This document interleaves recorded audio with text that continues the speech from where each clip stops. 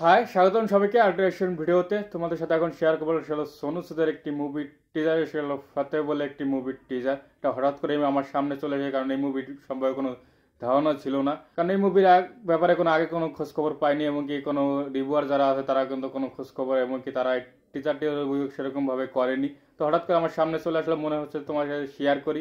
চলো টিজারটি দেখার পর এটা নিয়ে বিস্তারিতভাবে আলাপ করবো। Let's go.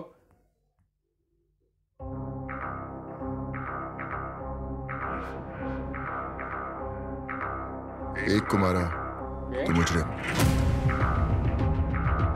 हजार को मारा तो बादशाह। কিন্তু দুর্দান্ত ক্যামেরা যে অ্যাঙ্গেলগুলো ছিল সেটা কিন্তু খুবই ভালো ছিল। मेरी गिनती उससे ऊपर की थी।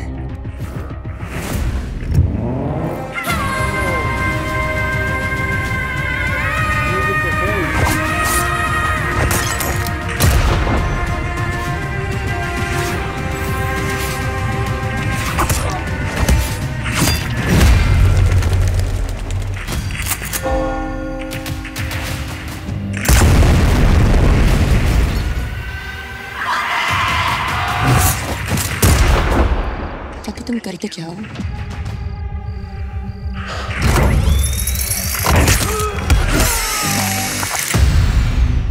सबको जानना है।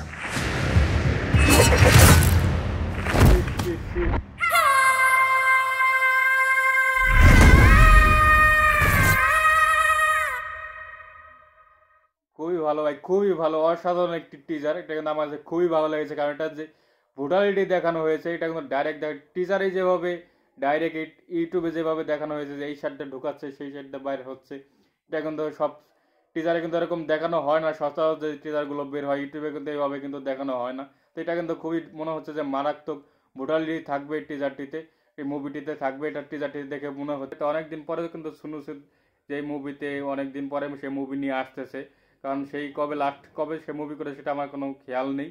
তো অনেকদিন পরে তাকে দেখে কিন্তু খুবই ভালো লাগতেছে, এমনকি যেই কনসেপ্ট নিয়ে এসেছে এটা হলো সিক্রেট এজেন্ট থাকবে, সে সবার থেকে আড়ালে থাকবে, সে হয়তো এটা নায়িকাও জানে না যে সে কী করে।